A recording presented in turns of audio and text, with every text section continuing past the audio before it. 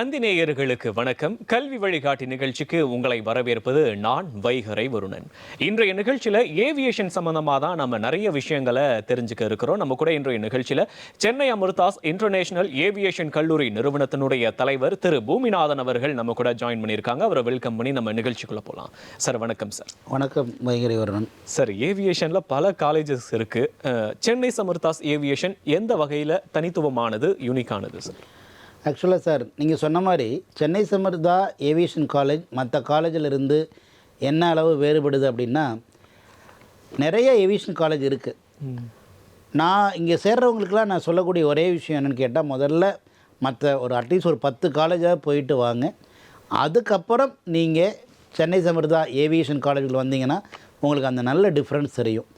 ஏன் நான் அப்படி சொல்கிறேன் அப்படின்னு கேட்டிங்கன்னா, இங்கே நாங்கள் ஒரு மினி ஏர்போர்ட்டையே மவுண்ட் ரோடில் ரெடி பண்ணியிருக்கோம். ஒரு மினி ஏர்போர்ட்டில் என்னென்னலாம் ஃபெசிலிட்டி இருக்குமோ, செக்இன் கவுண்டர் இங்கே இருக்குது, பேக்கேஜ் கவுண்டர் இங்கே இருக்குது. அடுத்து பார்த்திங்கனாக்கா ஒரு ஃப்ளைட், ரியல் ஃப்ளைட்டே நம்ம சென்னை சம்பிரதாயில் மட்டும்தான் இருக்குது. இது வரைக்கும் நம்மலாம் நிறைய ஃப்ளைட்டில் ட்ராவல் பண்ணியிருந்தாலும் ட்ராவல் பண்ணாலும் பைலட் ஓட்டக்கூடிய காக்பிட்னு சொல்லுவோம். அந்த காக்பிட்டில் யாரையுமே அலோவ் பண்ண மாட்டேன். ஆனால் ரொம்ப ஆர்வம் இருக்கும் ஃப்ளைட் எப்படி பறக்குது அப்படிங்கிறத தெரிஞ்சுக்கிறதுக்கு. ஃப்ளைட்டில் ட்ராவல் பண்ணுற ஒவ்வொருத்தருக்குமே ஆசை இருக்கும், ஆனால் வாய்ப்பு இருக்காது. சென்னை சமர்தா ஏவியேஷன் காலேஜில் மட்டும்தான் சார் அந்த ரியல் ஃப்ளைட்டை நாங்கள் உள்ளே வடிவமைச்சிருக்கோம். அதனால் காக்பிட் பைலட் எப்படி ஓட்டுறாரு, அந்த காக்பிட்டில் என்னென்னலாம் இருக்குது, எப்படி ஆப்ரேட் பண்ணுறாங்க அப்படிங்கிறத இங்கே மட்டும்தான் தெரிஞ்சுக்க முடியும்.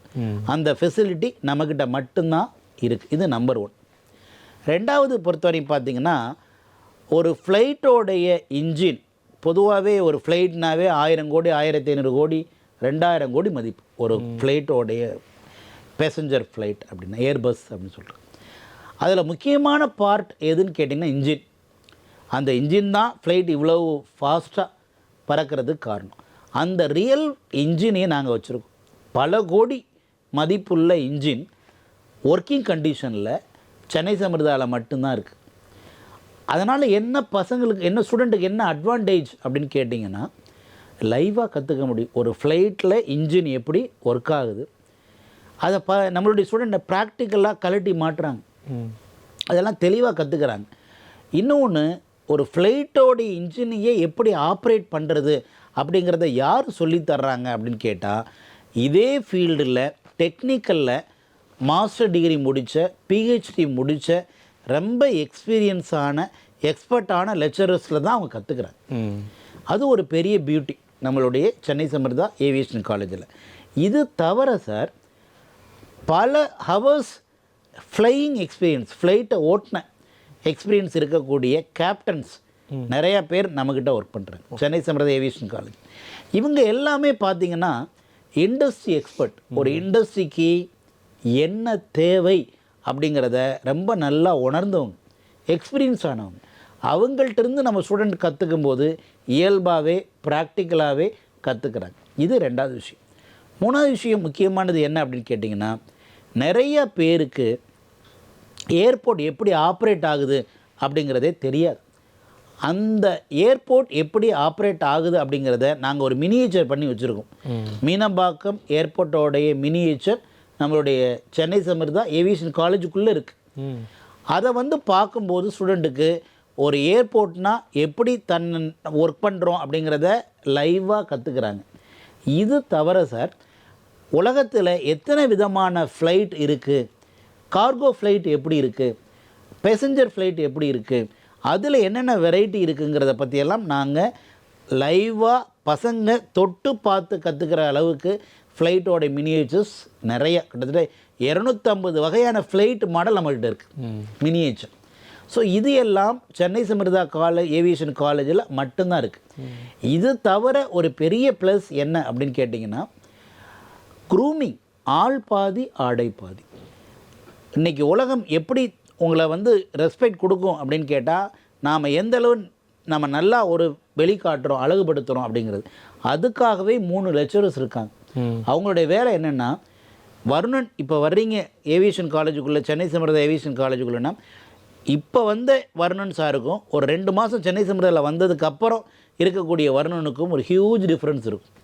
உங்களுடைய நடை, உடை, பாவனை, அந்த கோட் ஷூட், ப்ளஸ் உங்களை எப்படி அழகுபடுத்திக்கிறது, க்ரூமிங், மேக்கப், இது எல்லாமே டீட்டெயிலாக அந்த லெக்சரர்ஸ் மூலமாக அவங்க சொல்லித்தரதுனால ஸ்டூடெண்ட்டுக்கே ஒரு நல்ல கான்ஃபிடென்ட் வரும். ஸோ அதனால தான் நான் சொல்லுவேன், சென்னை சம்மரில் சேர ஸ்டூடெண்ட் எல்லாம் முதல்ல ஒரு ஃபோட்டோ எடுத்து வச்சுங்க சொல்லுவேன். ஏன்னு கேட்டால் ஒரு 2 மாதம், ஒரு 3 மாதம், 5 மாதம், 6 மாதத்தில் லைஃப்பில் உங்களுக்கு எப்படி டிரான்ஸ்ஃபர்மேஷன் மாறுது, எப்படி உங்கள் லைஃப்பில் உங்களுடைய ஸ்டைலே எப்படி மாறுது அப்படிங்கிறதே நான் டே ஒன்லேயே சொல்கிறது உண்டு. ஸோ இது இங்கே மட்டும்தான் வாய்ப்பு இருக்குது. அடுத்து ரொம்ப முக்கியமானது என்னென்னு கேட்டிங்கன்னா, இன்றைக்கி கம்யூனிகேஷன் ஸ்கில்லுங்கிறது ரொம்ப இம்பார்ட்டன்ட் சார். அந்த கம்யூனிகேஷன் ஸ்கில்லை வச்சு தான் சார் ஒருத்தரை எந்த அளவு எடை போடுறது, எந்த ஒரு சேலரிக்கு டிஃபைன் பண்ணுறது, செலக்ட் ஆகிறது ஆகாது, இது எல்லாம் எதை பொறுத்து இருக்குன்னா கம்யூனிகேஷன் ஸ்கில்லை பொறுத்து. அதுக்காகவே நாங்கள் என்ன பண்ணுறோன்னா, கம்யூனிகேஷனை சொல்லித்தர்றதுக்காகவே தனி லெக்சரர்ஸ் இருக்காங்க. 1 லாங்குவேஜ் 2 லாங்குவேஜ் இல்லை, 3 லாங்குவேஜை நாங்கள் கற்றுத்தர்றோம். இன்றைக்கி ஏவியேஷன் இண்டஸ்ட்ரிக்கு எது முக்கியமாக தேவைப்படுதோ அந்த அத்தனை லாங்குவேஜையும் சொல்லித்தரோம். அதனால தான் நான் ரொம்ப கான்ஃபிடெண்ட்டாக சொல்கிறது பேரண்ட்ஸ்கிட்ட, யாராவது டைரெக்டாக சென்னை சமுதாயக்குள்ளே வந்துட்டாங்கன்னா தயவு செய்து நீங்கள் ஒரு 5, 6, 7, 10 காலேஜாவது வெளியில் போய் பார்த்துட்டு அப்புறம் வாங்க. வந்தீங்கன்னா உங்களுக்கே சென்னை சம்பிரதாய ஏவியேஷன் காலேஜில் எவ்வளோ ஃபெசிலிட்டி இருக்குது அப்படிங்கிறது கண்கூட தெரியும். சார், இப்போ ஏவியேஷன், சென்னை சமர்த்தா ஏவியேஷனில் இருக்கக்கூடிய சிறப்புகள்லாம் சொன்னீங்க. இப்போ 12th முடித்த மாணவர்களுக்கு வந்து நிறைய ஆப்ஷன்ஸ் இருக்குது. கோர்சஸ்ன்னு பார்க்கும்போது எக்கச்சக்கமான கோர்சஸ் கொட்டி கிடக்கு. இப்படி இருக்கும்போது ஏவியேஷனை ஒரு மாணவர் ஏன் சூஸ் பண்ணணும், அந்த மாணவருக்கு ஏவியேஷனில் விருப்பம் இருக்குது எப்படின்றத மாணவர் தெரிஞ்சுக்கலாம் சார். நீங்கள் சொன்ன மாதிரியே வரணும், நிறைய சாய்ஸ் இருக்குது, கொட்டி கிடக்கு. ஆமாம், அதை படித்து முடித்ததுக்கப்புறம் ஒரு ஃபீல்டில் ஒன்று தேர்ந்தெடுக்கிறாரு ஒரு ஸ்டூடெண்ட்டு. கண்டிப்பாக அந்த கோர்ஸ் ஏற்கனவே படித்து முடிச்சவங்க இருப்பாங்க. அவங்கள்ட்ட முதல்ல ஒரு அனலைஸ் எடுத்துக்கணும். ஏற்கனவே மற்ற கோர்ஸ் படித்தவங்கள படித்து முடிச்சதுக்கப்புறம் வேலை எப்போ கிடைச்சிது, வேலை கிடைச்ச உடனே எவ்வளோ சம்பளம், வேலை உடனே கிடைக்குதா, இல்லை அவர் தான் தேடி அலையிறாரா, இது ரொம்ப ரொம்ப முக்கியம். 2வது படிக்கிற இடம். அந்த படிக்கிற இடத்துக்கு வேலையை கிரியேட் பண்ணக்கூடிய ஒரு கெப்பாசிட்டி இருக்கா, எத்தனை வேலை வாய்ப்பு கொடுக்கக்கூடிய கம்பெனியோட அவங்களுக்கு டைப் இருக்குது. ப்ளஸ் இது எல்லாத்தையும் விட அங்கே படிச்சுட்டு இருக்கிற ஸ்டூடெண்ட்டை கேட்டாலே சொல்லிடுவாங்க இந்த ஃபெசிலிட்டி இருக்கா இல்லையா அப்படிங்கிறது. ஸோ அதனால் எந்த கோர்ஸை தேர்ந்தெடுக்கணும் அப்படிங்கிறதுக்கு முதல்ல மாணவர்களுக்கு ஒரு நல்ல புரிதல் வேணும். எதை படித்தா உடனே வேலை கிடைக்கும், அதுதான் ரொம்ப முக்கியம். 2வது எந்த இடத்துல படிக்கணும். 3வது ஏற்கனவே அங்கே படிச்சுட்டு இருக்கவங்களுடைய ஃபீட்பேக் என்ன. இந்த 3ஐயும் அவங்க தெளிவாக அனலைஸ் பண்ணிட்டாங்கன்னா என்ன கோர்ஸ் படிக்கணும் அப்படிங்கிறத தேர்ந்தெடுத்துருவாங்க. நான் ஏவியேஷனை பற்றி சொல்ல விரும்புகிறது, மற்ற எல்லா இண்டஸ்ட்ரியை விடவுங்க ஏவியேஷன் இண்டஸ்ட்ரியுடைய க்ரோத் ஜெட் வேகத்தில். ஏன் இப்படி சொல்கிறேன் அப்படின்னு கேட்டிங்கன்னா, ஒரு 10 வருஷத்துக்கு முன்னாடிலாம் பஸ் ஸ்டாப்பில் ரொம்ப கூட்டம் இருக்கும், ஜேன்னு இருக்கும். ஆனால் இன்றைக்கி நீங்கள் ஏர்போர்ட் போய் பாருங்கள், காலையில் நீங்கள் ஒரு 6 மணிக்கு போங்களேன், ஆயிரக்கணக்கான கூட்டம், நம்ம கியூவில் ரொம்ப நேரம் நிற்க வேண்டியது இருக்குது. ஏன், இன்றைக்கி மெஜாரிட்டி பீப்புள் தேர்ந்தெடுக்கக்கூடிய டிரான்ஸ்போர்ட் என்னவாக இருக்குன்னா பை ஃப்ளைட். ஏன் பை ஃப்ளைட் அப்படின்னா 99% சேஃப். 2வது பை ரோடு வழியாக போனோம் அப்படின்னாக்க ஒரு 7 மணி நேரம் ஆகிறத பை ஃப்ளைட்டில் போனால் 1 ஹவர்லேயே போய் ரீச் பண்ணிட முடியும். முதல்லாம் முன்னாடிலாம் ரொம்ப காஸ்ட்லியாக இருந்தது. இன்றைக்கி ஃப்ளைட்டோடைய சார்ஜஸ் ஒரு இடத்துக்கு இன்னொரு இடத்துல போகிறதுக்கு 2000 3000லேயே முடிஞ்சிடுது.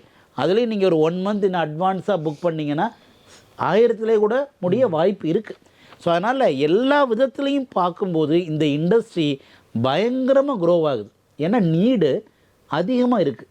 இன்றைக்கி கவர்மெண்ட் ஆஃப் இந்தியாவோடைய டேட்டா படி என்ன சொல்கிறாங்க அப்படின்னு கேட்டால், கடந்த 10 வருஷத்துக்கு முன்னாடி நம்மளுடைய இந்தியாவில் வெறும் 71 ஏர்போர்ட்டு தான் இருந்தது. இன்றைக்கி 10 வருஷத்தோடைய வளர்ச்சி என்னென்னு பார்த்தீங்கன்னாக்க, இன்றைய ஸ்ட்ரீட்டில் நீங்கள் கூகுளில் போட்டு பார்த்தீங்கன்னா தெரியும், 163 ஏர்போர்ட் வந்துருச்சு. ஸோ டபுள் இந்த 10 வருஷத்தில் மட்டும். ஏன்னா இந்த ஃபீல்டில் அவ்வளோ க்ரோத் இருக்குது. ஒரு ஏர்போர்ட்டில் மட்டும் சார், மீனம்பாக்கம் ஏர்போர்ட்டில் மட்டுமே ஒர்க் பண்ணுறவங்க எவ்வளோ பேருன்னா 11,500 பேர். மதுரை மாதிரியான ஏர்போர்ட்டில் ஒர்க் பண்ணுறவங்களே கிட்டத்தட்ட 2000 3000 பேர். அப்போது புதுசாக ஒரு 70 ஏர்போர்ட் வந்திருக்கு அப்படின்னு கேட்டால் இந்த ஏர்போர்ட்டுக்கு மட்டுமே பல லட்சம் பேர் தேவைப்படுறாங்க.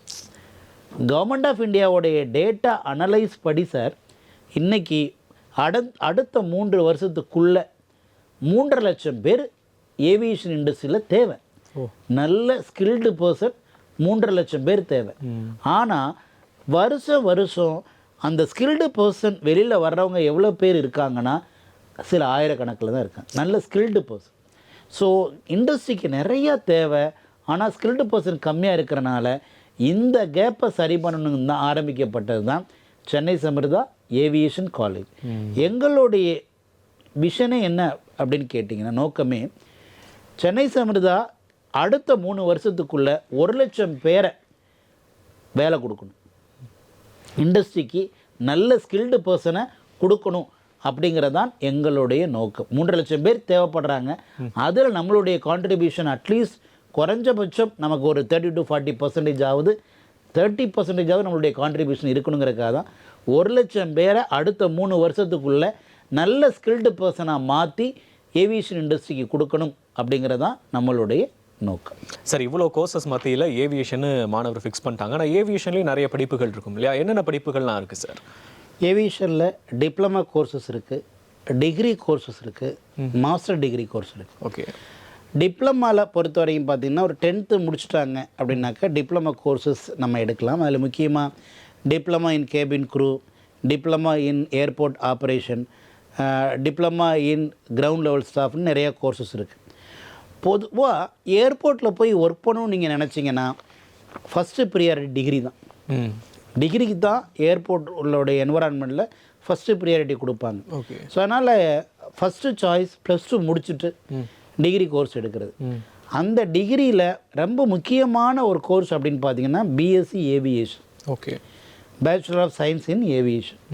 இதில் இந்த கோர்ஸில் என்ன பியூட்டி அப்படின்னு கேட்டிங்கன்னா கம்ப்ளீட்டாக டெக்னிக்கலும் ஓரளவு கவர் ஆகும், ஏர்போர்ட் சம்மந்தப்பட்ட எல்லா டிபார்ட்மெண்ட்டும் இதில் கவர் ஆகிடும்.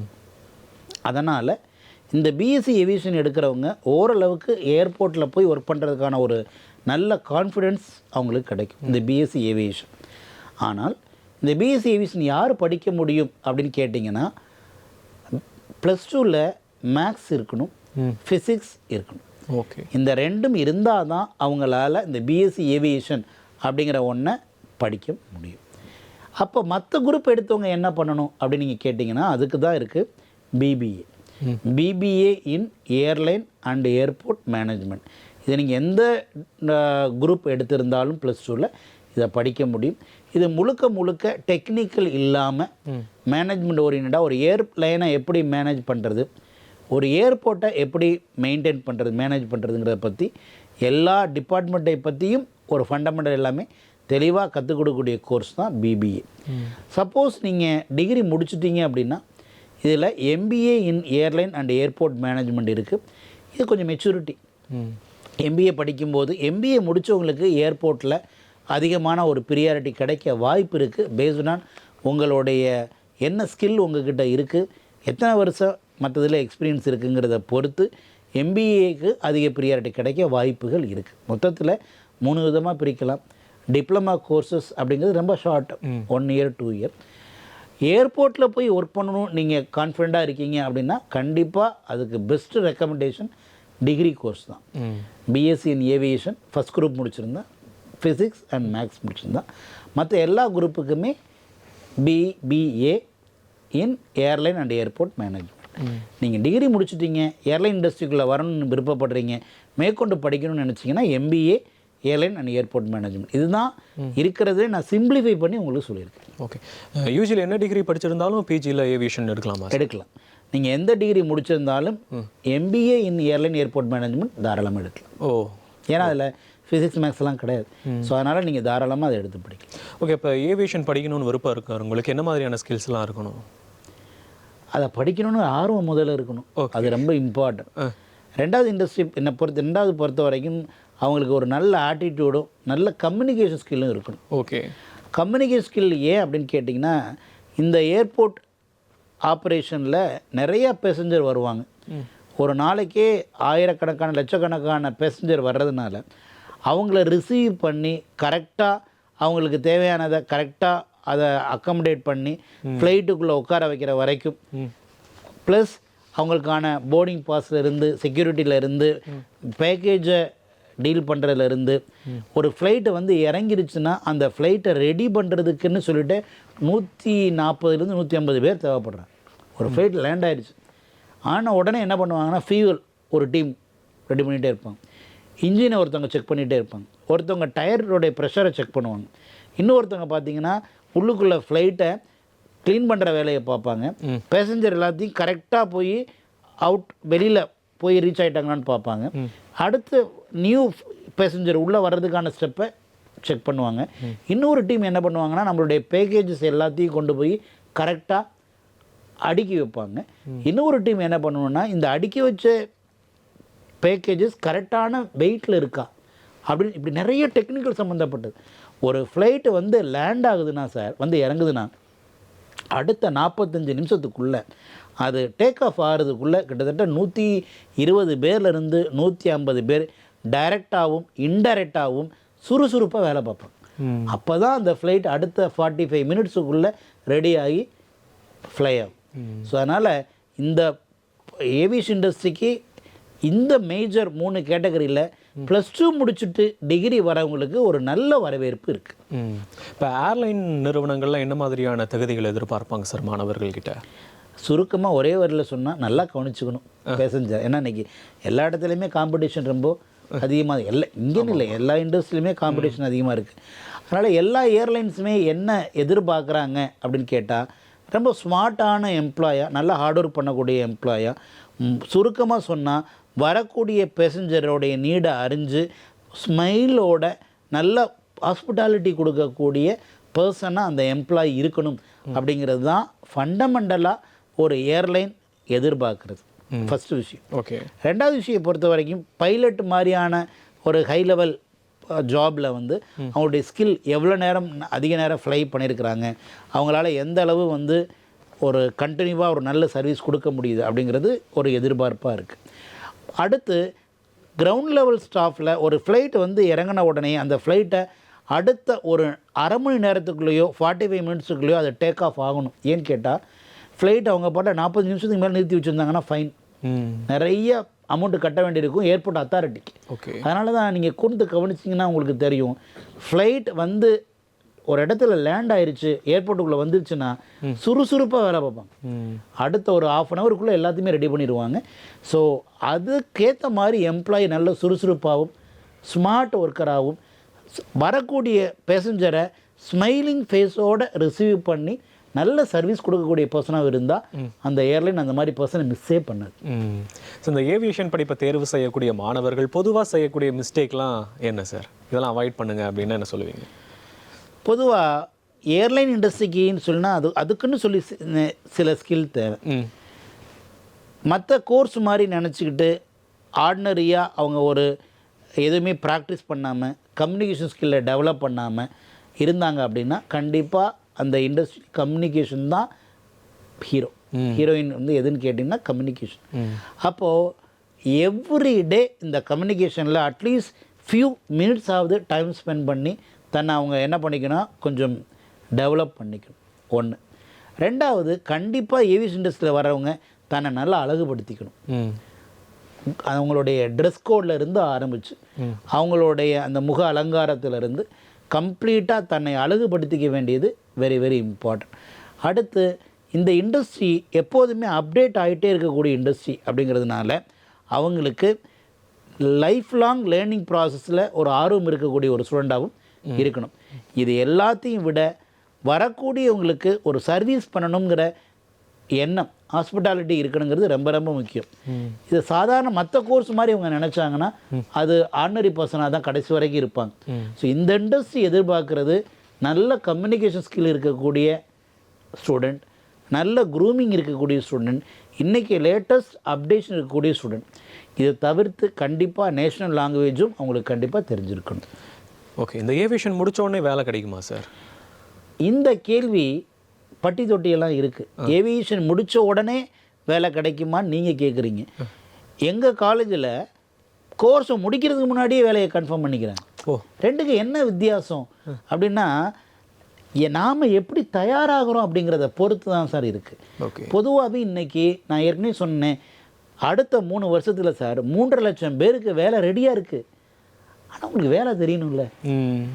வேலை தெரியாமல் ஆர்வம் மட்டும் இருந்து எந்த புண்ணியமும் இல்லையே.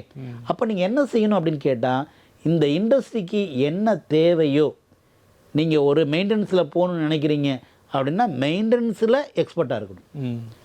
நீங்கள் கிரவுண்ட் லெவல் ஸ்டாஃபாக போகிறீங்க, இதில் ஏர்போர்ட்டுக்குள்ளே ஒர்க் பண்ண போகிறீங்க அப்படின்னா அது சம்மந்தப்பட்டதில் நீங்கள் ரொம்ப ரொம்ப ஒரு நல்ல ஒரு ஸ்கில் உள்ள பர்சனாக இருக்கணும். நீங்கள் கற்றுக்கிட்டீங்க அப்படின்னா ஸ்கில்லோட பர்சனாக மாறிட்டீங்கன்னா கண்டிப்பாக உங்களுக்கு வேலை பற்றி கவலைப்பட வேண்டியதில்லை. நீங்களாம் படிப்பை முடித்ததுக்கப்புறம் வேலை இருக்கான்னு கேட்குறீங்க. நம்ம சென்னை சம்பிரதாய ஏவி ஸ்டூடெண்ட்ஸ் படிச்சுட்டு இருக்கும்போதே ஏர்போர்ட்டில் ஒர்க் பண்ணுறாங்க. ரெண்டுக்கு உள்ள டிஃப்ரென்ஸ் அதுதான். மற்ற காலேஜிலலாம் படிச்சுட்டு வேலை தேடி அலைகிறாங்க, வேலை இருக்கான்னு கேட்குறாங்க. நம்ம ஸ்டூடெண்ட் இன்றைக்கி கோர்ஸில் ஜாயின் பண்ண 3வது மாதமே 4வது மாதமே ஏர்போர்ட்டில் ஒர்க் பண்ணுறாங்க. என்ன டிஃப்ரென்ஸ் அப்படின்னு கேட்டிங்கன்னா, இன்றைக்கி நிறைய டிமாண்ட் இருக்குது நல்ல ஸ்கில்டு பர்சனுக்கு. அவங்களுக்கு என்ன தேவைப்படுதோ, எந்த ஸ்கில் தேவைப்படுதோ, நாங்கள் அதை ஃபோக்கஸ் பண்ணி என்ன பண்ணுறோன்னா அவங்களுக்கு இன்டர்வியூக்கு அனுப்புகிறோம். அவங்க அந்த நல்ல ஸ்கில் அவங்கள்ட்ட இருக்கிறதுனால உடனே எடுத்துக்கிறேன். இதுதான் டிஃப்ரென்ஸ். வேலை கூஞ்சு கிடக்கு, ஸ்கில்டு பர்சன் வர்றது ரொம்ப ரொம்ப ரேராக இருக்குது. ஸோ அதனால் தன்னை தயார்படுத்திக்கிட்டாங்கன்னா கண்டிப்பாக அவங்களுக்கு ஹேண்ட்ஸம் சேலரியில் வேலை கிடைக்கும். இப்போ ஏவியேஷன் படித்தவங்களுக்கு இந்தியாவில் மட்டும்தான் வேலை கிடைக்குமா, இல்லை வெளிநாட்டுலேயும் வேலை கிடைக்குமா சார்? இந்த கேள்விக்கு பதில் இந்தியாவில் மட்டும்தான் ஃப்ளைட் ஓடுதா, உலகம் பூரா ஃப்ளைட் ஓடுதா அப்படிங்கிறதான் பதில். ஓகே. ஒரு நாளைக்கு பார்த்தீங்கன்னா 24 ஹவர்ஸில் சார் உலகம் பூரா எத்தனை ஃப்ளைட்டு பறக்குதுன்னு நினைக்கிறீங்க? ஒரு அப்ராக்சிமேட் டேட்டா எவ்வளோ இருக்கும் சார் தோராயமா? நான் என்ன கேள்வி கேட்டாலும் சார் வரணும் சார் திருப்பி நம்மளே கேட்டுறாரு. அதான் அவருடைய பியூட்டி. 1,30,000 ஃப்ளைட்டு ஒரு நாளைக்கு உலகம் பூரா பறக்குது. ஒரு ஃப்ளைட்டை ரெடி பண்ணுறதுக்கே 120லேருந்து 150 பேர் தேவை. டைரெக்டாகவும் இன்டைரக்டாகவும் 1,30,000 ஃப்ளைட் உலகம் பூரா பறக்குது அப்படின்னா உலகம் பூரா இந்த படிப்பை படித்தவனுக்கு டிமாண்ட் ஹெவியாக இருக்குது. ஸோ அதனால தான் சார் மலேசியா மாதிரியான நாடில் அங்கே சர்வசாதாரணமாக ஏவியேஷன் இண்டஸ்ட்ரியில் ஒர்க் பண்ணுறவங்க 10 லட்சம் 12 லட்சம் சேலரி வாங்குறாங்க. ஸ்டைஃபண்டாகவே கோர்ஸ் படிச்சுக்கிட்டு இருக்கும்போதே சார் இப்போ நான் ஏற்கனவே சொன்னேன், சென்னை சம்பிரதாயோடைய பெரிய பியூட்டி என்னன்னு கேட்டிங்கன்னா, நாங்கள் இன்டர்நேஷ்னல் ஏர்லைன்ஸோட டைப் பண்ணியிருக்கோம். அது மட்டும் இல்லாமல் இன்டர்நேஷ்னல் யூனிவர்சிட்டியோடையும் டைப் பண்ணியிருக்கோம். அப்போது யூனிகாம் ஒரு ரொம்ப ஃபேமஸான யூனிவர்சிட்டி சார் மலேசியாவில். இந்த ஏவியேஷன் இண்டஸ்ட்ரியில் ஒன் ஆஃப் த முக்கியமான யூனிவர்சிட்டி. அந்த யூனிவர்சிட்டியில் சென்னை சம்பிரதா கொலாபரேட் பண்ணியிருக்கிறதுனால 2 வருஷம் சென்னை சம்பிரதாயில் ஸ்டூடெண்ட்ஸ் படிப்பாங்க. 3வது வருஷம் வந்து மலேசியாவில் இருக்கக்கூடிய யூனிகாம் யூனிவர்சிட்டியில் போய் படிப்பாங்க. இது சென்னை சம்பிரதாயில் மட்டுமே பாசிபிள். அப்படி 3வது வருஷம் அங்கே படிக்கும்போது என்ன ஒரு பெரிய பியூட்டி ப்ளஸ் என்னென்னா, 6 மாதம் வேர்ல்டு ஃபேமஸான யூனிகாம் யூனிவர்சிட்டியில் படிப்பாங்க. இந்த ரிமைனிங் 6 மாதம் பொறுத்த வரைக்கும் மலேசியா ஏர்போர்ட்டில் ஒர்க் பண்ணுவாங்க. அந்த மலேசியா ஏர்போர்ட்டில் ஒர்க் பண்ணும்போது மாதம் அவங்களுடைய ஸ்டைஃபண்டே சம் லேக்ஸாக இருக்க வாய்ப்பு இருக்குது. இந்த ஃபெசிலிட்டி சென்னை சம்பிரதாயில் படிக்கிறதுனால மட்டும்தான் அந்த வாய்ப்பு கிடைக்குது. நீங்கள் கேட்டீங்க இந்தியாவில் மட்டும் வேலை இருக்கா, மற்ற கண்ட்ரிலையும் வேலை இருக்கானா? ஃப்ளைட்டு பறக்கிற எல்லா கண்ட்ரிலையுமே இது வேலை இருக்குது. இன்னும் ஒரு பெரிய ப்ளஸ் ஸ்டூடெண்ட் என்னென்னா, இந்த சப்ஜெக்டை படிச்சுட்டாங்கனாவே ஃபண்டமெண்டல் முடிச்சுட்டாங்க. இதே தான் அங்கேயும், இதே தான் ஃப்ளைட் இன்ஜின், இதே இன்ஜின் தான் அங்கே, இதே மாதிரியான சர்வீஸ் தான். ஒன்று டிஃப்ரென்ஸ் அங்கே இருக்கக்கூடிய லாங்குவேஜ்.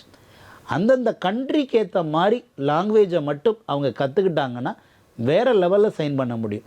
ஜெர்மனி மாதிரியான நாடுகளில் பயங்கரமான சேல்ரி, அதாவது ஹை எண்ட் சேல்ரி, அதாவது மினிமம் பார்த்தீங்கன்னா அந்த ட்ரைனிங் பீரியட்லேயே பல லட்ச ரூபா சர்வசாதாரணமாக ஏர்ன் பண்ண முடியும். அதுக்கு என்ன அவங்க பண்ணணுன்னா ஜெர்மன் லாங்குவேஜை அவங்க கற்றுக்கணும்.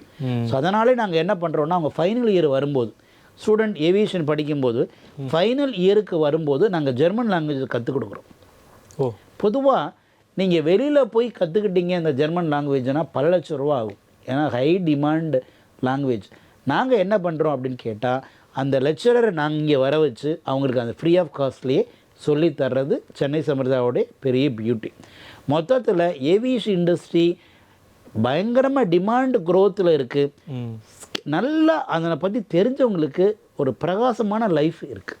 ஓகே சார், நெக்ஸ்ட் இந்த வெளிநாட்டு ஏர்லைன் நிறுவனங்களில் மாணவர்கள் போகணுன்னா இந்த லாங்குவேஜை தவிர்த்து வேறு என்ன சார்? அப்புறம் குளோபல் ஏவியேஷனில் கெரியரில் சென்னை அமிர்தாஸனுடைய பங்கு எப்படி இருக்கும்? ஆக்சுவலாக வெளிநாடுகளில் போய் ஒர்க் பண்ணணும், ஏவியேஷனில் ஏர்லைன் இண்டஸ்ட்ரியில் ஒர்க் பண்ணணும்னா கண்டிப்பாக அந்த நாட்டோடைய லாங்குவேஜை ரொம்ப தெளிவாக கற்றுக்கணும், லோக்கல் லாங்குவேஜ் கற்றுக்கணும். ஏன்னா இப்போ ஃபார் எக்ஸாம்பிள் இப்போ சிங்கப்பூர்னா அந்த லாங்குவேஜ் நீங்கள் தெரிஞ்சால் தான் அவங்களோட நல்ல ஒரு இன்ட்ராக்ட் பண்ண முடியும். இப்போ ஜெர்மனி போனால் ஜெர்மன் லாங்குவேஜ் கண்டிப்பாக நீங்கள் கற்றுக்கணும். சைனா போனோம்னா சைனீஸ் கண்டிப்பாக நீங்கள் இந்த லாங்குவேஜ் கற்றுக்கணும். ஸோ அதனாலேயே எந்த கண்ட்ரிக்கு அவங்க ஒர்க் பண்ணணும்னு விருப்பப்படுறாங்களோ என்னுடைய அட்வைஸ் பொறுத்த வரைக்கும் ஆரம்பத்தில் இருந்தே அந்த லாங்குவேஜ் அவங்க கற்றுக்கிட்டாங்கன்னா அது அவங்க லைஃப்பில் ப்ளஸ்ஸாக இருக்கும். வேறு எதை பற்றியுமே பெருசாக கவலைப்பட வேண்டியதில்லை. ஏன் சொல்லுங்கள்? ஏன்னா அவங்க அந்த ஃபண்டமெண்டல் எல்லாமே கற்றுக்குறாங்க. மலேசியாவில் இருக்கக்கூடிய ஃப்ளைட்டில் இருக்கக்கூடிய இன்ஜினும் இங்கே இருக்கக்கூடிய ஃப்ளைட்டோட இன்ஜினும் கிட்டத்தட்ட ஈக்குவல் தான், லேட்டஸ்ட் ஒன்று தான். அதே மாதிரி பேசஞ்சரை ரிசீவ் பண்ணுற விஷயம், போர்டிங் பாஸ், இது எல்லாமே எல்லா கண்ட்ரிக்குமே மோரார்லெஸ் சேம். கொஞ்சம் தான் ஃபார்மட் டிஃப்ரென்ஸாக இருக்கும். ஸோ அதனால் ஒரு ஏர்போர்ட் இன்றைக்கி சிங்கப்பூர் ஏர்போர்ட் எப்படி இருக்கோ மலேசியா ஏர்போர்ட் கிட்டத்தட்ட ஈக்குவல். மலேசியா ஏர்போர்ட் எப்படி இருக்கோ அதே மாதிரி தான் பெங்களூர் ஏர்போர்ட், ஹைதராபாத் ஏர்போர்ட். கிட்டத்தட்ட இந்த ஒர்க்கிங் என்வரான்மெண்ட் எல்லா இடத்துலையும் ஒரே மாதிரி தான் இருக்குது. லாங்குவேஜ் மட்டும்தான் டிஃப்ரென்ஸ். அதை கற்றுக்கணும் முக்கியம். அதோடு சேர்ந்து இன்றைக்கி தவிர்க்க முடியாத ஒரு டூலாக இன்றைக்கி மாறிடுச்சு ஏஐ, ஆர்டிஃபிஷியல் இன்டெலிஜென்ஸ் அப்படிங்கிறது தவிர்க்கவே முடியாது. ஸோ அதனால் அதை பற்றியும் அவங்க கற்றுக்கணும். இன்றைக்கி ஒரு ChatGPT எப்படி ஒர்க் ஆகுது, ஜெமினை ஏஐ எப்படி ஒர்க் ஆகுது, இதெல்லாம் அவங்க தெரிஞ்சுக்கிட்டாங்கன்னா அவங்களுடைய ஒர்க்கிங் என்வரான்மெண்ட்டை இன்னும் கொஞ்சம் ஒரு படி உயர்த்திக்க முடியும். ஸோ அதனால் இந்த விஷயங்களை அவங்க அடாப்ட் ஆகிட்டாங்கனாவே ஏர்போர்ட்டில் போய் ஒர்க் பண்ணுறதுக்கான, ஏவியேஷனில் போய் இண்டஸ்ட்ரியில் ஒர்க் பண்ணுறதுக்கான ஸ்கில்லை ஆட்டோமேட்டிக்காகவே அவங்க எலிஜிபிள் ஆகிடுறாங்க. பிளேஸ்மெண்ட் சப்போர்ட் எப்படி இருக்கும் சார் சென்னை அமிர்தா ஏவியேஷனில் மாணவர்களுக்கு? ஏற்கனவே சார் நம்ம சென்னை அமிர்தா குழுமத்தின் மூலமாக குரூப் ஆஃப் காலேஜஸ் மூலமாக 31,651 பேருக்கு கடந்த 16 வருஷத்தில் நம்ம பிளேஸ்மெண்ட் பண்ணியிருக்கோம். இந்த சாதனை வேறு எந்த கல்லூரியும் பண்ணலை. நாங்களே வேலை வாங்கி கொடுத்தது மட்டும் 31,651 பேர். அதை நாங்கள் எங்களுடைய வெப்சைட்லேயே போட்டிருக்கோம். ஓப்பனாக யார் யார் எங்கெங்கே வேலை பார்க்குறாங்க அப்படிங்கிற டீட்டெயில் கொடுத்துருக்கோம். இது தவிர நாம் சென்னை சமிர்தாவுடைய பெரிய பியூட்டி என்னன்னு கேட்டிங்கன்னா, லைஃப் டைம் பிளேஸ்மெண்ட்டுக்குன்னு சொல்லிட்டு தனியாக ஒரு டீம் இருக்குது. அவங்களுக்கு எங்கெங்கெல்லாம் பெட்டர்மெண்ட்டான சேலரி இருக்கக்கூடிய பொசிஷன் இருக்குங்கிறத அந்த பிளேஸ்மெண்ட் டீம், நம்மளுடைய அலுமினி ஸ்டூடெண்ட் எல்லாத்துக்குமே எங்களுக்கு ஒரு பெரிய குரூப் இருக்குது, அலுமினி குரூப். அந்த குரூப்பில் நாங்கள் அப்டேட் பண்ணிக்கிட்டே வரோம். ஏன்னு கேட்டால் ஸ்டூடெண்ட் தன்னை அடுத்த லெவலுக்கு எடுத்துகிட்டு போகிறதுக்கு நாங்கள் அதை ஹெல்ப் பண்ணுறோம். ரெண்டாவது பொறுத்த வரைக்கும் பார்த்திங்கன்னா, சென்னை சமிர்தாவுக்கு பல நாடுகளோட கொலாபரேஷனும் எம்ஓயும் பண்ணியிருக்கோம். நிறைய ஏர்லைன்ஸோட, ஃபாரின் ஏர்லைன்ஸோட நம்ம கொலாபரேட் பண்ணியிருக்கோம். அதே மாதிரி இங்கே டொமஸ்டிக்கில் இந்தியாவில் இருக்கக்கூடிய மெஜாரிட்டி ஏர்லைன்ஸ்லேயும் ஏர்போர்ட்டோடையும் நம்ம கொலாபரேட் பண்ணியிருக்கோம், எம்ஓயு பண்ணியிருக்கோம். ஸோ அப்படி பண்ணுறது இருக்கிறதுனால ஏற்கனவே நம்ம பல நாடுகளோட தொடர்பு இருக்கிறதுனால அந்த ஏர்லைன்ஸோடைய உங்களுக்கு நிறைய நமக்கு கனெக்ட் இருக்கிறதுனால அவங்களுக்கு என்ன தேவைங்கிறது எங்களுக்கு தெரியும்.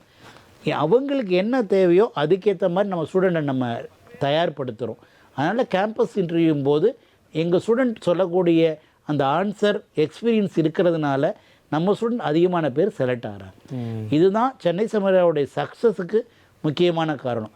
இந்த 2 வருஷத்தில் கோர்ஸ் முடித்தவங்கன்னா நீங்கள் ஆல்மோஸ்ட் எல்லாருமே பிளேஸ்மெண்ட் போயிட்டாங்க. அதே மாதிரி மற்றவங்க மாதிரி நம்ம படிப்பை முடிச்சுட்டு வேலை தேட வைக்கிறது இல்லை.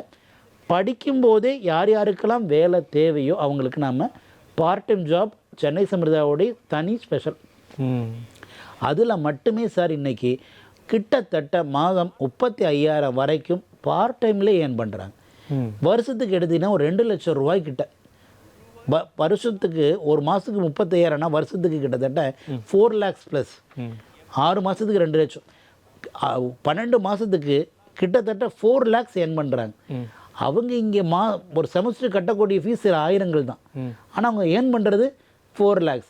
அதனால் மெஜாரிட்டி ஸ்டூடெண்ட் என்ன பண்ணுறாங்கன்னா தன்னுடைய ஃபீஸை அவங்களே பார்த்துக்கிறாங்க, வீட்டுக்கும் பணம் அனுப்புகிறாங்க.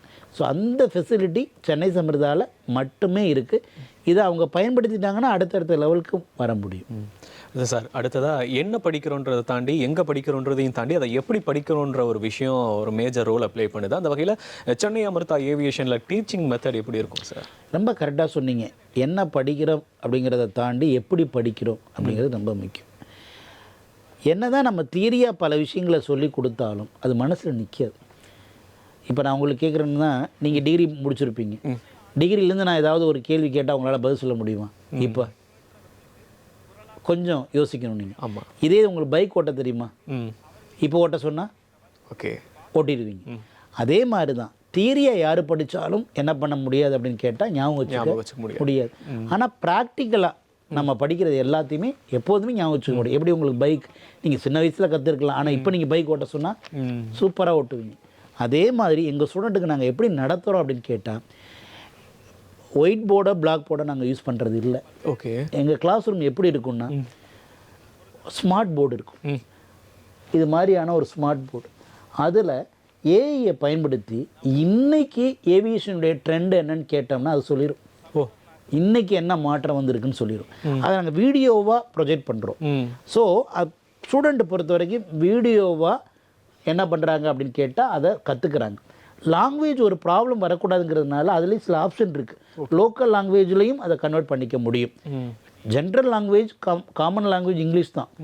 ஒரு மலையாளம் படிக்க தெரிஞ்ச ஸ்டூடெண்ட் மலையாளத்திலே தெரியும்னு நினச்சா கூட லோக்கல் லாங்குவேஜில் நீங்கள் கன்வெர்ட் பண்ணிக்க முடியும் ஏஐ மூலமாக. அந்த ஃபெசிலிட்டி நாங்கள் சொல்லித்தர்றோம். நாங்கள் நடத்துகிறது எல்லாமே ப்ராக்டிக்கலாக சொல்லித்தரதுனால பையனால் தன்னை என்ன பண்ணிக்க முடியுதுன்னா தயார்படுத்திக்க முடியும். இது நம்பர் 1. ரெண்டாவது, யார் நடத்துகிறாங்க அப்படின்னு கேட்டிங்கன்னா, இந்த ஏவியேஷன் இண்டஸ்ட்ரியிலேயே பல வருஷம் அனுபவம் வாய்ந்த ரொம்ப எக்ஸ்பீரியன்ஸான எக்ஸ்பர்ட் லெக்சரர்ஸ் தான் உங்களுக்கு பாடம் நடத்துறது. பிஹெச்டி முடித்தவங்க இருக்கிறதுலே பெஸ்ட் எதுன்னா பிஹெச்டி, டாக்டரேட்டுக்கு மேலே ஒன்றும் இல்லை. யாரை டாக்டரேட்னு சொல்லுவாங்கன்னா அந்த ஃபீல்டில் ரிசர்ச் பண்ணி ஒரு புதுமையை கண்டுபிடிச்சி சொல்யூஷன் சொல்கிறவர் தான் டாக்டரேட், பிஹெச்டி. நிறைய பேர் நம்ம காலேஜில் ஒர்க் பண்ணுறவங்க பிஹெச்டி முடித்தவங்க. அதே மாதிரி லைவ் எக்ஸ்பீரியன்ஸ் உள்ளவங்க சார்.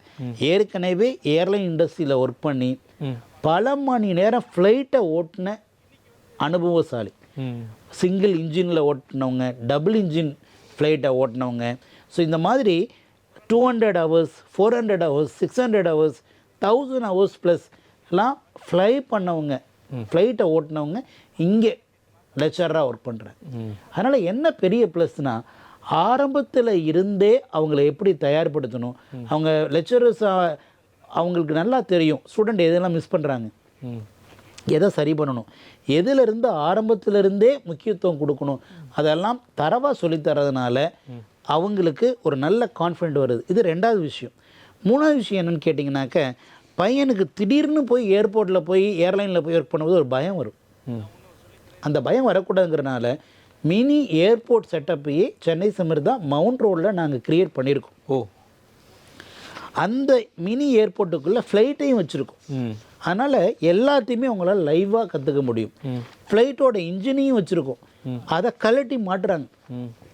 எல்லாமே இவங்க ப்ராக்டிக்கலாக கற்றுக்கிறதுனால அவங்க ஈஸியாக ஃபியரே இல்லாமல் ஒரு எக்ஸ்பீரியன்ஸான ஒரு பர்சனாக சென்னை சமிர்தா காலேஜ்லேருந்து வெளியில் வரும்போது ஒரு எக்ஸ்பீரியன்ஸான பர்சனாக வெளியில் வராங்க. இது அவங்களுக்கு மிகப்பெரிய ப்ளஸ். அடுத்து ரொம்ப முக்கியமானது என்னென்னு கேட்டிங்கன்னா, ஃபாரின்லேருந்து ஒவ்வொரு மாதமும் சார் ஏவியேஷன் இண்டஸ்ட்ரியில் இருக்கக்கூடிய எக்ஸ்பர்ட்டை நாங்கள் கூப்பிட்டு வர்றோம். ரொம்ப செலவு பண்ணி கூப்பிட்டு வரோம். ஃபாரினில் இருந்து பல லட்ச ரூபா செலவு பண்ணி ஒவ்வொரு எக்ஸ்பர்ட்டாக கூப்பிட்டு வந்து ஒரு ஏர் டிராஃபிக் கண்ட்ரோல்னால் என்ன, அந்த ஏடிசிக்குள்ளே வேலை பார்க்கணுன்னா ஆரம்பத்திலேருந்து ஸ்டூடெண்ட் தன்னை எப்படி தயார்படுத்தணும், இதெல்லாம் சொல்லித்தரது நாங்கள் சொல்லித்தரது ஒரு விதம். ஃபாரின்லேருந்து ஏர்போர்ட்டுக்குள்ளே ஒர்க் பண்ணுற ஒரு பெரிய எக்ஸ்பீரியன்ஸான பர்சன் வந்து சொல்லித்தரும்போது ஸ்டூடெண்ட்டோடைய கான்ஃபிடென்ட் லெவல் ரொம்ப அப்படியே கான்ஃபிடென்ட் ரொம்ப கூடுது. அவங்கள்ட்ட நிறையா கற்றுக்குறாங்க. அவங்க எப்படி இப்படி இந்த பொசிஷனுக்கு வந்தாங்கங்கிறது லைவாக கேட்டு தெரிஞ்சதுக்கப்புறம் அவன் நம்ம ஸ்டூடெண்ட்டுக்கு அடுத்தடுத்த லெவலில் தன்னை அப்டேட் பண்ணிக்கிறாங்க. நாங்கள் இது வரைக்கும் பார்த்தீங்கன்னா இந்த இயர் மட்டுமே ஒரு 17 கெஸ்ட் லெக்சர் கூட்டு வந்திருக்கோம் சார். இது வேறு எந்த காலேஜிலுமே கிடையாது. ஸோ 17 லெக்சரும் யாருன்னு கேட்டிங்கன்னா லோக்கலில் இருக்கிற எக்ஸ்பர்ட் கிடையாது. லோக்கல் எக்ஸ்பர்ட் இல்லாமல் ஃபாரினில் இருந்து ஒவ்வொரு டிபார்ட்மெண்ட்டோடைய ஏடிசியோடைய எக்ஸ்பர்ட், கேபின் க்ரூவோடைய எக்ஸ்பர்ட், மெயின்டெனன்ஸோடைய எக்ஸ்பர்ட், டிஸ்பேச்சரோடைய எக்ஸ்பர்ட், லோன் மேனேஜரோடைய எக்ஸ்பர்ட் சொல்லிட்டு வேரியஸ் டிபார்ட்மெண்ட்டோடைய எக்ஸ்பர்ட்டை வெவ்வேறு கண்ட்ரியிலிருந்து நம்ம கூட்டு வந்து பசங்களுக்கு 1 வீக் அவங்க இருந்து சொல்லித்தர்றாங்க.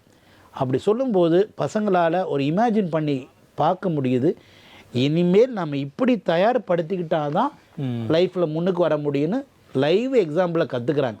இந்த ஃபெசிலிட்டி வேறு யார்கிட்டையுமே இல்லை. அதில் ஒரு மணி மகுடமாக இது வரைக்கும் சார் ஏவியேஷன் காலேஜில் யாருமே ஃபாரினில் இருந்து வந்து ஏர்லைன் கேம்பஸ் இன்டர்வியூ நடத்தினதே இல்லை. முதல்ல ஏவியேஷன் காலேஜ் எல்லா மெஜாரிட்டி காலேஜிலுமே யாருமே பிளேஸ்மெண்ட் கேரண்டிங்கிற வார்த்தை சொல்லவே மாட்டாங்க. ஏன் சொல்ல மாட்டாங்கன்னா ஒவ்வொரு ஏர்லைனோடைய ரிக்குயர்மெண்ட்டும் வேறுபட்டுக்கிட்டே இருக்கும். நல்ல ஸ்கில் இருக்கணும், நல்ல ஸ்மார்ட் ஒர்க் இருக்கணும், ஹார்ட் ஒர்க் இருக்கணும், இதெல்லாம் சேர்ந்தால் தான் அப்படிங்கிறக்க முதல் முறையாக நாம் என்ன பண்ணுறோன்னா ஃபாரினில் இருந்து ஏர்லைன் இங்கே வந்து சென்னை சமிர்தாவுக்கு வந்து மவுண்ட் ரோடில் கேம்பஸ் இன்டர்வியூ கண்டக்ட் பண்ணி ஸ்டூடெண்ட்டை எல்லாரோடையும் 1 by 1 மீட் பண்ணி இப்போது 170 பேரை செலக்ட் பண்ணியிருக்காங்க ஃபஸ்ட் ரவுண்டில். இதுக்கப்புறம் இன்னும் ஃபில்ட்ரேஷன் இருக்கும். இந்த ஸ்டூடெண்ட்டுக்கெலாம் என்ன ஒரு பெரிய பியூட்டி அப்படின்னு கேட்டிங்கன்னா யாருக்கும் கிடைக்காத ஒரு வாய்ப்பு. 6 மாதம் ஃபாரினில் போய் ஒர்க் பண்ண போகிறாங்க. இன்டர்ன்ஷிப் அதெல்லாம் யாரும் கிடைக்காத ஒரு, நம்மலாம் போய் பார்க்கவே முடியாது. அப்படிப்பட்ட ஒரு பெரிய வாய்ப்பு அவங்களுக்கு கிடைச்சிருக்கு. அந்த இன்டர்ன்ஷிப்பில் அவங்க நல்லா கற்றுக்கிட்டாங்கன்னா அடுத்து அங்கேயே பிளேஸ்மெண்ட் ஆகிறதுக்கான வாய்ப்பும் இருக்குது. இது எல்லாம் சென்னை சமிர்தாவில் இருக்கிறனால தான், சென்னை சமிர்தாவில் இடம் கிடைச்சதுனால தான் இவ்வளோ ஃபெசிலிட்டி அவங்க நல்லா பயன்படுத்தி ஏவியேஷனில் ஒரு ஐகான் மாதிரி வர்றதுக்கான வாய்ப்பு நிறையா இருக்குது. சென்னை அமிர்தாஸில் இருக்கக்கூடிய மாணவர்களுக்கு இருக்கக்கூடிய யூனிக்கான வாய்ப்புகள்லாம் சொல்லியிருந்தீங்க. இப்போ இந்த ஆரம்பத்துலேருந்தே நீங்கள் குறிப்பிட்றீங்க இந்த துறையில் கம்யூனிகேஷன் மிக முக்கியமான ஒன்று அப்படின்னு. கம்யூனிகேஷனில் குறைவாக இருக்கக்கூடிய மாணவர்கள், கிராமப்புறத்துலேருந்து வரக்கூடிய மாணவர்கள்லாம் எப்படி சார் தயார் பண்ணுவீங்க? நிறைய பேருக்கு இந்த கேள்வி இருக்குது. ஒரு நாளைக்கு என்கிட்ட நிறையா இன்ட்ராக்ட் பண்ணும்போது மாணவர்களுக்கு வந்து இந்த தயக்கம் இருக்குது. முக்கியமாக சொல்லணுன்னா கிராமத்தில் இருக்கக்கூடிய மாணவர்களுக்கு நிறைய வாய்ப்பு கிடைக்கிறது இல்லைங்க. இன்றைக்கும் பார்த்தீங்கன்னா ஃப்ளைட்டை அண்ணாந்து தான் பார்க்குறாங்க. ஸோ நானும் கிராமத்திலேருந்து வந்தவன் அப்படிங்கிற அடிப்படையில் இந்த தயக்கத்தை போக்குறது அப்படிங்கிறது ஒரு முக்கியமான ஒரு வேலை. ஏன்னு கேட்டிங்க அப்படின்னு கேட்டிங்கன்னா கம்யூனிகேஷனுங்கிறது மேலோட்டமாக பார்த்தா அது ரொம்ப பெருசு மாதிரி தெரியும். ஆனால் ஸ்டூடெண்ட்டு ஒன்றையும் ப்ராக்டிக்கலாக கற்றுக்கிட்டாங்க அப்படின்னா அது ஒரு பெரிய கஷ்டம் இல்லை. ஸ்டூடெண்ட்டுக்கு நான் சொல்ல விரும்புகிறது, இந்த ஒரு நேர்காணல் மூலமாக சொல்ல விரும்புகிறது, நீங்கள் தாழ்வு மனப்பான்மை இருக்க வேண்டாம். நீங்கள் கம்யூனிகேஷனை ப்ராக்டிக்கலாக கற்றுக்கிட்டிங்கன்னா உங்களாலையும் ஒரு பெரிய லெவலில் சாதிக்க முடியும். அதனால் நாங்கள் என்ன பண்ணுறோம் அப்படின்னு கேட்டிங்கன்னா இந்த கம்யூனிகேஷன்லேயே எக்ஸ்பர்ட்டான லெக்சரர்ஸ் ஏலேருந்து ஆரம்பிப்பாங்க. பேசிக்லேருந்து ஆரம்பித்து அவங்கள எப்படி கொஞ்சம் கொஞ்சமாக பேச வைக்கிறது அப்படிங்கிறத சொல்லி கொடுத்து ஒரு 3 மாதம் 4 மாதம் ஒரு 6 மாதத்தில் ஓரளவு அந்த ஸ்டூடெண்ட்டுக்கு ஓரளவுக்கு பேச வைப்பாங்க. 1 இயர் 2 இயர்க்கு அப்புறம் 3rd இயர் போகும்போது ஒரு கேம்பஸ் இன்டர்வியூ எப்படி அட்டன் பண்ணுறதுங்கிறது அவங்களுக்கே ஒரு நல்ல கான்ஃபிடென்ட் வந்துடும். இது ஆனால் இந்த கம்யூனிகேஷனுங்கிறது ஒரு நாளில் தயார்படுத்த முடியாது. எவ்ரிடே கன்சிஸ்டண்ட்டாக அவங்க ப்ராக்டிஸ் பண்ண அவங்களால ஒரு பெரிய அருமையாக கம்யூனிகேட் பண்ண முடியுங்கிறதுல நானே இப்போ நிறைய பேரை பார்க்குறேன். ஆக்சுவலாக கிராமத்துலேருந்து ஒருத்தர் வந்தார், +2ல் ரொம்ப ஆவரேஜான ஸ்டூடெண்ட். அவருக்கு அப்போ பேசவே வரல. டு பி ஃப்ராங்க் அவருக்கு வந்து எனக்கு வந்து கம்யூனிகேஷன் அவ்வளோ வராது சார் அப்படின்னு சொன்னார். இப்போ ரீசெண்டாக போன மாதம் அவர் ஒரு டெஸ்டிமோனியல் போட்டிருந்தார். அவர் இப்போ யூஎஸில் வந்து மாதம் 6 லட்சம் ரூபா சம்பாதிக்கிறாரு. அமெரிக்கனோட நல்லா பேசுகிறார் இங்கிலீஷ். எனக்கு பயங்கர சந்தோஷமாக இருந்தது. என்னன்னு கேட்டால் அவருடைய அந்த பழைய ஃபோட்டோவும் எடுத்து பார்க்குறேன், இப்போ இருக்கிற ஃபோட்டோவும் பார்க்குறேன். அப்படி ஒரு சந்தோஷம் எனக்கு.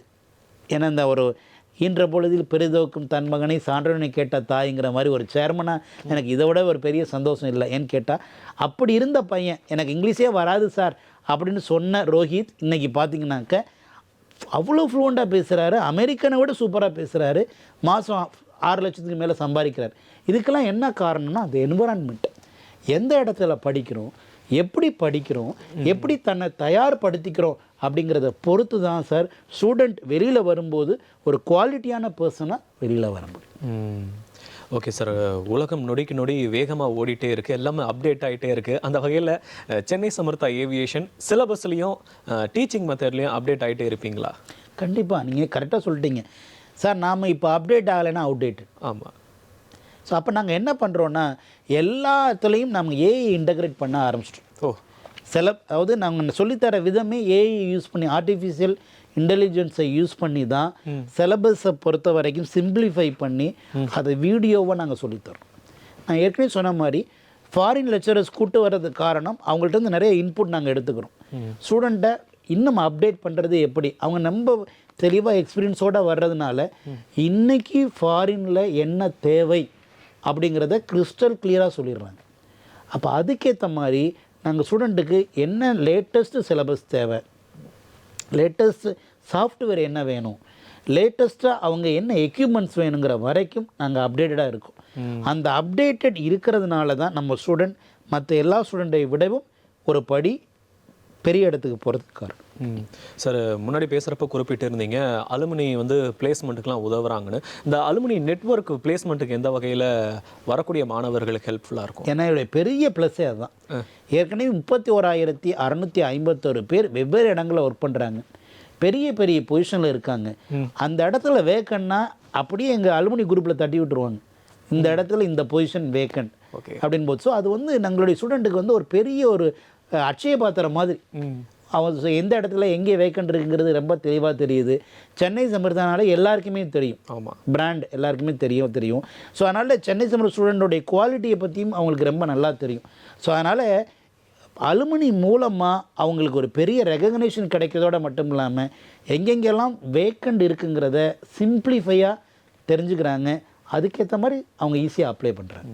ஓகே சார், இந்த இண்டஸ்ட்ரி கனெக்ஷன் வச்சுக்கிறதுக்காக என்னெல்லாம் பண்ணுறீங்க? முன்னாடியே சொல்லியிருந்தீங்க நிறைய டைப்ஸ்லாம், இது வரைக்கும் என்னெல்லாம் பண்ணியிருக்கீங்கன்னு ஒரு கையில் டீட்டெயிலாக சொன்னீங்கன்னா. ஆக்சுவலாக சார் கடந்த 16 வருஷமாக சென்னை சமர்தா பல நாடுகளோட கொலாபரேஷனில் இருக்கும்.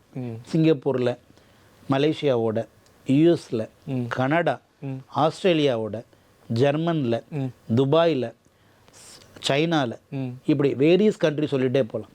இந்த நாடுகள் எல்லாத்துலேயுமே நாங்கள் நிறைய கொலாபரேஷனும் நிறைய புரிந்துணர்வு ஒப்பந்தமும் பண்ணியிருக்கிறதுனால அதனுடைய பெரிய ப்ளஸ்ஸாக சென்னை சமர்த்தானால இந்த நாடுகள் எல்லாருக்குமே ரொம்ப பரிச்சயம், ரொம்ப தெளிவாக தெரியும். ஏன்னா நம்மளுடைய ஸ்டூடெண்ட்ஸ் அங்கே ஒர்க் பண்ணுறாங்க, அதனால் நம்மளுடைய குவாலிட்டியும் ரொம்ப நல்லா தெரியும். ஸோ அதனால் அங்கே என்ன ஒரு வேக்கண்ட் இருந்தாலும் நமக்கு தெரியப்படுத்துகிறாங்க. நாங்கள் என்ன பண்ணுறோன்னா ஆன்லைன்லேயே இன்டர்வியூ பண்ண வைக்கிறோம். ஆன்லைனில் அவங்களுடைய நீடு என்னங்கிறத நாங்கள் தெரிஞ்சுக்கிறோம். அவங்க ஒரு 6 மாதம் கழித்து இன்டர்வியூ அட்டன் பண்ணுறதுக்கு முன்னாடியே என்ன சிலபஸ் அவங்களுக்கு கொடுக்கணும் அப்படிங்கிறத நாங்கள் ப்ரீஃப் பண்ணிடுறோம். 6 மாதம் டயத்தில் அந்த ஸ்டூடெண்ட்டுக்கு தன்னை ஸ்கில்லை எப்படிலாம் டெவலப் பண்ணணுங்கிறது அவருக்கு டெவலப் பண்ணுறதுனால 6 மாதம் கழித்து ஒரு ஜூமில் ஆன்லைனில் ஒரு இன்டர்வியூ வைக்கும்போது அவரால் செலக்ட் ஆகிட முடியும். இது சென்னை சமர்தாவோடைய ஒரு மிகப்பெரிய ப்ளஸ். இப்போ இந்த டைமில் மாணவர்கள் ஏவியேஷனில் ஜாயின் பண்ணிடுறாங்க. ஃப்யூச்சரில் இந்த துறை எப்படி இருக்குன்ற ஒரு சந்தேகம் பொதுவாக எல்லா துறையிலும் சேர்றவங்களுக்கு இருக்கும். ஃப்யூச்சரில் எப்படி இருக்கும் சார்? ஒரு 5-10 வருஷத்தில் ஏவியேஷன் துறை எப்படி இருக்கும் சார்? இதுக்கு ஒரு பதில் என்னென்னா, மக்கள் தொகை அடுத்த ஒரு 5 வருஷம் 10 வருஷத்தில் கூடுமா குறையுமா நம்ம கையில் இல்லை. இந்தியாவை பொறுத்த வரைக்கும் கூடிக்கிட்டே போகும். ஸோ இந்த இண்டஸ்ட்ரி பொறுத்தவரை கடந்த 10 வருஷத்தோடைய கணிப்பு பார்த்திங்கனாக்க அதனுடைய க்ரோத்தே வேறு லெவலில் இருக்குது. கவர்மெண்ட் ஆஃப் இந்தியா, நான் சொல்லலை, கவர்மெண்ட் ஆஃப் இந்தியாவுடைய டேட்டாவே என்ன சொல்கிறாங்க, ஏவியேஷன் மினிஸ்டர் சொல்லியிருக்கிறாங்க, மத்திய விமானத்துறை மினிஸ்டர் சொன்ன ஒரு இதை சொல்கிறேன், இந்தியாவில் ஒவ்வொரு 45 நாள் ஒரு தடவை புது ஏர்போர்ட் உருவாகிக்கிட்டே இருக்குது. அதுக்கான இனிஷியேட்டிவ் தொடங்குறாங்க. தமிழ்நாட்டில் கூட இன்னொரு ஏர்போர்ட்டை வர வாய்ப்பு இருக்குது. ஆமாம். ஸோ அதனால் தமிழ்நாட்டில் மட்டும் இல்லை, எல்லா ஸ்டேட்லேயுமே ஏர்போர்ட்டோட எண்ணிக்கை கூடிக்கிட்டே போகுது. இதை விட சுருக்கமாக இந்த இண்டஸ்ட்ரி பயங்கர டெவலப் ஆக போகுதுங்கிறதுக்கு ஒரு எக்ஸாம்பிள், இண்டிகோ மட்டுமே 500 சொச்சம் ஏர்பஸ் பெரிய ஃப்ளைட், ஒரு ஃப்ளைட்டோடைய காஸ்ட் ரஃப்லி அரவுண்ட் 1500 to 2000 crores மேலே. அந்த 500 சொச்சம் ஃப்ளைட்டை ஆர்டர் பண்ணியிருக்காங்க. அதே மாதிரி ஏர் இந்தியாவும் 600 ஃப்ளைட்டுக்கிட்ட ஆர்டர் பண்ணியிருக்காங்க. அதை டெலிவரி பண்ணும்போது இந்த இண்டஸ்ட்ரி இந்த 1000 சொச்சம் ஃப்ளைட்டுக்கும் எவ்வளோ பேர் தேவை அப்படின்னு கேட்டிங்கன்னா பல லட்சம் பேர் தேவை. அப்போ இந்த இண்டஸ்ட்ரி இருக்க டெவலப் ஆகிற இண்டஸ்ட்ரி. அதில் யாருக்கும் எந்த சந்தேகமும் இருக்க முடியாது. ஏன்னா ஏர்போர்ட்டோட எண்ணிக்கை நீங்கள் கூகுளில் பார்த்தீங்கன்னா எவ்ரி இயர் டெவலப் ஆகிட்டே இருக்கு. அடுத்து இந்த இண்டஸ்ட்ரியை கற்றுக்கிட்டவங்க ஏர்போர்ட்டில் மட்டும் இல்லை சார், எல்லா இண்டஸ்ட்ரியும் ஒர்க் பண்ணலாம். எப்படி இது மட்டும் எப்படி அப்படின்னா, இது நாங்கள் ஹாஸ்பிட்டாலிட்டி அப்படிங்கிறது இதில் ஒன் ஆஃப் த சிலபஸ். விருந்தினர்களை, பேசஞ்சரை, கிளைண்ட்ஸை உபசரிக்கிறதுன்னு பேர் ஹாஸ்பிட்டாலிட்டி. ஸோ அதை நாங்கள் சொல்லித்தர்றதுனால இந்த ஏவியேஷன் கோர்ஸ் படித்தவங்க ஏர்போர்ட்லேயும் போய் ஒர்க் பண்ணலாம், கார்ப்பரேட் கம்பெனியில் ஒர்க் பண்ணலாம், ஸ்டார் ஹோட்டல்ஸில் போய் ஒர்க் பண்ணலாம், மைக்ரோ மினி கம்பெனிஸில் ஒர்க் பண்ணலாம். ஆக மொத்தத்தில் இந்த ஏவியேஷன் கோர்ஸ் படிச்சுட்டாங்க அப்படின்னாலே அவங்களுக்கு தன்னை எங்கே வேணாலும் என்ன பண்ணிக்க முடியும் அப்படின்னு கேட்டால் வேலை பார்க்க முடியும். ஏன்னா அந்த தகுதியை நாங்கள் கொடுத்துறோம், கம்யூனிகேஷனை கொடுத்துறோம், இன்றைக்கி உலகத்துக்கு தேவையான ஸ்கில்லை நாங்கள் கொடுத்துட்றோம். அடுத்து பார்த்திங்கனாக்க இந்த இண்டஸ்ட்ரியில் போய் ஒர்க் பண்ணுறதுக்கு ஃபண்டமெண்டலாக என்னென்னலாம் தெரிஞ்சிருக்கணுமோ அதை தெளிவாக கற்றுக் கொடுக்கறதுனால இந்த இண்டஸ்ட்ரியில் படித்தவங்களுக்கு கண்டிப்பான growth இருக்குங்கிறதுல மாற்று கருத்தே இல்லை. இந்த ஏவியேஷன் துறையில் பெண்களுக்கான வாய்ப்புகள் என்ன சார், ஆண்களுக்கான வாய்ப்புகள் என்ன? நம்ம பொதுவாக பார்க்கும்போதே புரிகிறது, பெண்களுக்கு அதிக வாய்ப்பு இருக்கிற மாதிரி ஒரு கண்ணோட்டம் தெரியுது. ஆண்களுக்கு எந்த அளவுக்கு இதில் வாய்ப்புகள் இருக்குது சார்? ஆக்சுவலாக இந்த இண்டஸ்ட்ரி பொறுத்த வரைக்கும் ரொம்ப ரொம்ப ப்ரீமியம் ஹை அண்ட் இண்டஸ்ட்ரியில் மாற்று கருத்தே இல்லை. ஏர்போர்ட்டில் ஒர்க் பண்ணுறதே ரொம்ப பெருமையான விஷயம். நான் ஏர்போர்ட்டில் ஒர்க் பண்ணுறேன் அப்படின்னு சொன்னாலே அது ஒரு கெத்து, ஒரு பெருமை. ஸோ இப்போ வரைக்குமே இந்த இண்டஸ்ட்ரியில் அதிகமான பேர் ஒர்க் பண்ணுறது வந்து கண்டிப்பாக நீங்கள் சொன்ன மாதிரி பெண்களுக்கு அதிக முக்கியத்துவம் இருக்குது. 70% என்னன்னா லேடிஸ் ஒர்க் பண்ணுறாங்க, 30% வந்து ஜென்ஸ் இருக்காங்க. இந்த ரேஷியோ மாறவும் வாய்ப்பு இருக்குது. யார் இப்போது இண்டஸ்ட்ரியை பொறுத்த வரைக்கும், ஏர்லைனை பொறுத்த வரைக்கும் ஆனா பெண்ணான்னு பார்க்குறது இல்லை, ஸ்கில் யார்கிட்ட அதிகம் இருக்கோ அவங்களுக்கு ப்ரியாரிட்டி கொடுக்குறாங்க. ஸோ இப்போ பயங்கர டிமாண்ட் வேறு இருக்கிறதுனால முன்னாடி தான் பெண்களுக்கு அதிக முக்கியத்துவம் மாதிரிலாம் ஒரு இமேஜ்லாம் இருந்தது. இப்போ யார் ஸ்கில் அதிகமாக இருக்காங்களோ அவங்களுக்கு கிடைக்கும். ஆப்வியஸாகவே ஒரு இன்டர்வியூக்கு போகும்போது ஒரு ஆணை விட பெண் நல்ல ஸ்கில்லாக இருந்தாங்கன்னா ஆட்டோமேட்டிக்காக ப்ரியாரிட்டி அவங்களுக்கு தான் கிடைக்கும். மொத்தத்தில் யார் தன்னை ஸ்கில்லை நல்லா டெவலப் பண்ணிக்கிறாங்களோ அவங்களுக்கு இந்த இண்டஸ்ட்ரி அதிக முக்கியத்துவம் கொடுக்கும். நன்றி சார். விமானத்துறையில் சாதிக்கணும்னு உயர்ந்த கனவுகள் இருக்கக்கூடிய மாணவர்களுக்கு சென்னை சமர்த்தாஸ் ஏவியேஷன் சிறகுகள் கொடுத்து உயரத்திற்கு பறக்க வைக்கணும்னு நிச்சயமாக நம்புகிறோம். நிகழ்ச்சியில் கலந்து கொண்டதுக்கு மிக்க நன்றி சார். நன்றி வருணன். மீண்டும் அடுத்த நிகழ்ச்சியில் சந்திப்போம். நன்றி, வணக்கம்.